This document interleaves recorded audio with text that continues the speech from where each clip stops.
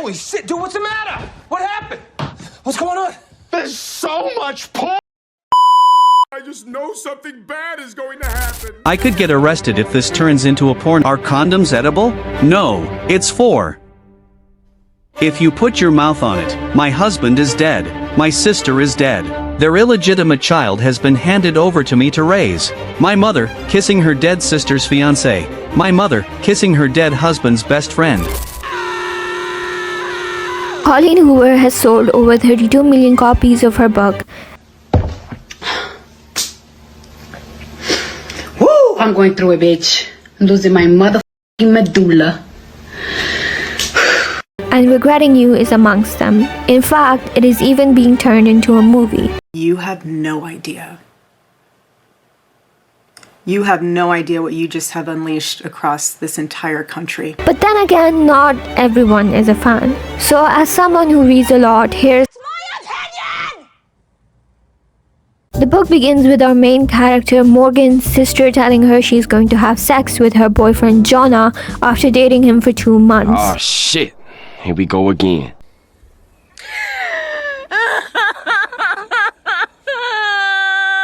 Right after this, when they reach the graduation party they're headed to, Morgan goes on to flirt with her sister's boyfriend, whilst at the same time knowing she might be pregnant with her boyfriend's child. Cut to 17 years later, after Morgan and her boyfriend Chris get married, we're given the perspective of their child Clara. She gives a ride home to a boy Miller she has feelings for, and the boy's grandpa tells her when Miller was 6 years old, he shit his pants at the grocery store because the automatic flusher on public toilets terrified him. I don't know when.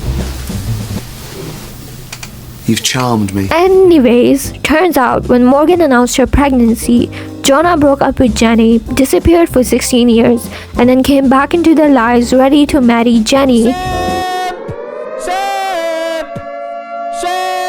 Why? Because they have a baby together. Apparently, everyone has decided to get pregnant and then marry. Say Christ is Lord. Say Christ is Lord. It takes 30 seconds to make a baby. Jenny laughs. It was more like 3 hours, if you really want to know. These people need to not pass on their genes. They need to get sterilized. Moving onward, Morgan contemplates getting a college degree and Chris tells her, but why now? You're 34. That's disgusting. And then she gets a call telling her that Chris was in a car crash. Oh, that's terrible. You seem kind of psyched. No, I'm bummed. Along with Jenny. But here's the thing. Morgan and Jonah find Chris's car outside a hotel and a bag with Jenny's lingerie in it. Apparently, Morgan's husband and sister were having an affair behind her back. Say Christ is Lord. Say Christ is Lord. At the same time, at her father's funeral, Clara runs away to get high with the boy she has a crush on. These people are crazy. There's something wrong with them. There's something wrong with them. Meanwhile, Morgan finds the letters that her husband and sister sent to each other. What is it? Tell me. Only to have Morgan rip them to pieces in the end. And then halfway through the book, for some ungodly reason, Colleen Hoover starts roasting the color orange for no reason at all. There's a lot wrong with orange, he says. It doesn't even rhyme with anything. Is it the color or the word you don't like? Both. I hate them both. Did something in particular spark this immense hatred? No, it came about naturally, I guess. Maybe I was born this way. Is it a particular shade of orange I know? I hate them all, he says. Every shade of orange from mango to coral. This is cancer. This is so much cancer that I can feel the tumors growing on my back. And it's way down heavy on me, and it's not okay. Oh, but it doesn't stop there. Colleen Hoover milks this joke that is not even funny, down to the rind. Is your brow orange? No, it's white. Good. Just stop. Just stop it. Stop. No. Just stop it. Oh, but it doesn't even stop there.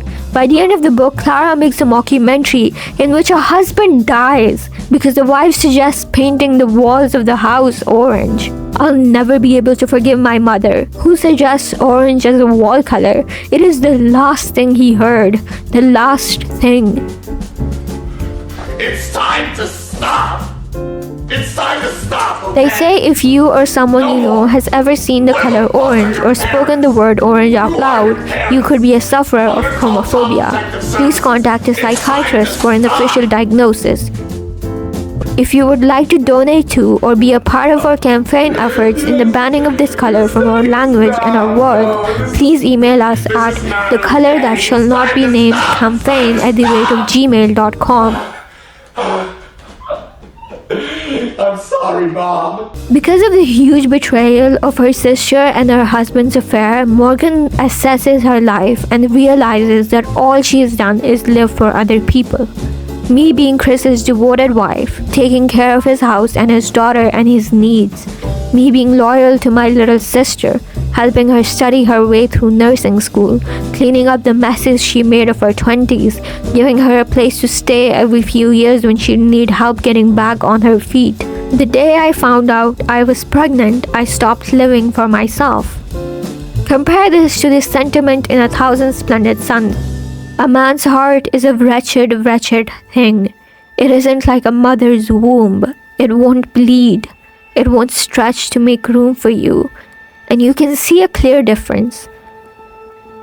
At the onslaught of pregnancy, Rachel Cusk writes in her book A Life's Work that the woman no longer belongs to herself, but instead becomes public property like a telephone box.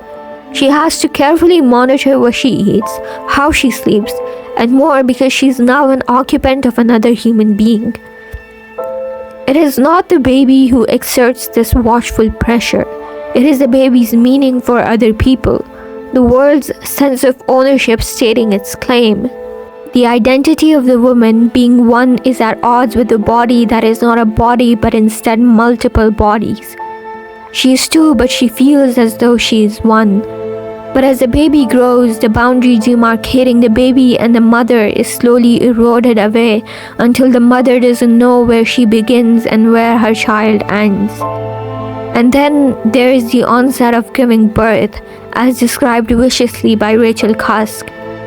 Occasionally, there are photographs, images of women transfixed as if at the moment of death, grimacing, sweating, imploring, eyes screwed shut or turned heavenward, their bodies drowning in a tangle of sheets and hospital wires, or raised up by pain into cruciform postures, arms outstretched. Another book, Night Bitch, explicates this otherworldly process immaculately. This thing comes from us. It rips its way out of us, literally tears us in two, in a wash of great pain and blood and shit and piss. If the child does not enter into the world this way, then it is cut from us with a knife.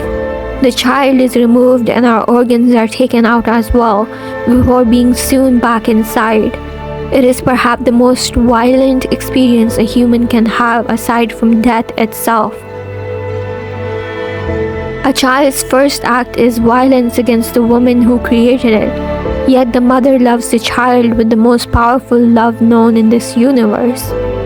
The book details the journey of a woman who is turning into a dog. Now that is an interesting metaphor. As you slowly progress through the book, the woman becomes more and more animalistic, her teeth morphing into canines, fur growing on her skin, loathing the sight of her cat, whilst at the same time eroding under the labor of motherhood. In a rare instance, she lies in bed whilst her 1-year-old child cries. The boy cried, and her husband did nothing and nothing. It was then she rose with a great howl, flung the sheets from her, reached for the bedside light, in her haste knocked the lamp to the floor and heard it shatter, moaned with rage and staggered around the bed, found the other bedside lamp, then turned the switch to find her husband, sitting in bed holding the cowering boy, binky now in mouth. The husband later recalls this moment in the morning, saying, "You were kind of," he paused, thinking, then continued, "a bitch last night." Bitch That is the primal word that claws out between the teeth of a man when a woman has the living, breathing audacity to exist, to make him uncomfortable, to make him squirm. He tastes the word with his tongue, relishes the taste of it as if it were a delicious morsel diffusing in the cavity of his mouth, and then swallows it until it makes a home in his belly, and then it lays there dormant until a woman makes him feel less than whole. Then the word springs like a Venus flytrap, and he mutters it under his breath or bellows it with the full force of his vitality. The word flies out the mouth like a cannon, but maybe it is that to stomach being a mother, one has to deform into something other. One has to descend from the realm of the known world into a lesser form of being, a deformed, gangly, and poor imitation of a human. That to be a mother is to be less than human. To be a mother is to be an animal on all fours with no wits about you, berserk, uncivil. To be a mother is to relinquish being human because what it demands is an acute inhuman labor. To be a mother is to harness the animal within you with its mouth wide open, saliva drooling from a tongue that embraces the child generously with all-encompassing vitality. Oh, but being a is invigorating, because in a structure designed to serve a man, you have managed to make him uncomfortable. So if you are a you are remarkable. You're the 1% statistic out of 100. You're the odd one out. You're the Einstein, the Columbian voyager who discovered America, the Newtonian scientist who uncovered gravity. Congratulations, you won the lottery. You're a bitch.